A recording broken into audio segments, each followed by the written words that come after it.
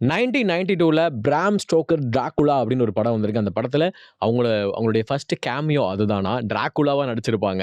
So அதுக்கப்புறமா தான் இண்டஸ்ட்ரியில ஒரு ஃபிலிம் ஆக்டரா அடுத்தடுத்து வந்து அவங்கள வந்து "அப்பா இவங்க இந்த படத்துல நடிச்சா நல்லா இருக்கும்பா" அப்படின்னு வந்து கேட்டுருக்காங்களாம். அதுவும் இல்லாம மலினா படத்துல அவங்க 3 வருஷத்துக்கு முன்னாடியே அ படத்துடைய டைரக்டர் வந்து, "இந்த படம் வந்து நல்லா இருக்கு.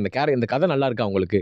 நீங்க பண்ணா நல்லா இருக்குமா?" அப்படின்னு சொல்லும்போது, "கொஞ்சம் வெயிட் பண்ணுங்க. 3 வருஷத்துக்கு அப்புறம் நான் வருவேன்" அப்படின்னு சொன்ன மாதிரியே 3 வருஷத்துக்கு அப்புறமா அவர தேடி வந்திருக்கிறாங்க அதே டைரக்டர். அது மூலியமா தான் இந்த மாலினா அப்படின்ற ஒரு படம் வந்திருக்கு. ஓகேப்பா.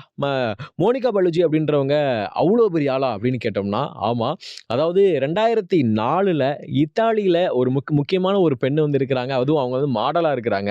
உலக அளவுல முக்கியமா அழகான பெண்களோட வரிசையில 21வது இடத்துல வந்து இருக்கிறாங்க. அதனாலேயே இத்தாலியுடைய கவர்ச்சி சின்னமா மோனிகா பெலூஜி வந்து இருந்திருக்கிறாங்க. ஸோ இதன் மூலமா அவங்களுக்கு வந்து அடுத்தடுத்து பட வாய்ப்பா இருக்கட்டும், அவங்க மாடலிங்ல இருக்கட்டும், அவங்களுக்கு வந்து மதிப்பு வந்து கூடிக்கிட்டே போகுது. அவங்க நம்ம தமிழ் சினிமால வந்து பார்த்தீங்கன்னா, அ சில்க் ஸ்மிதா அப்படின்றவங்கள காந்த கண்ணழகி, கவர்ச்சி புயல் அப்படின்னு சொல்லிட்டு நெறைய விஷயங்கள் வந்து சொல்லுவாங்க.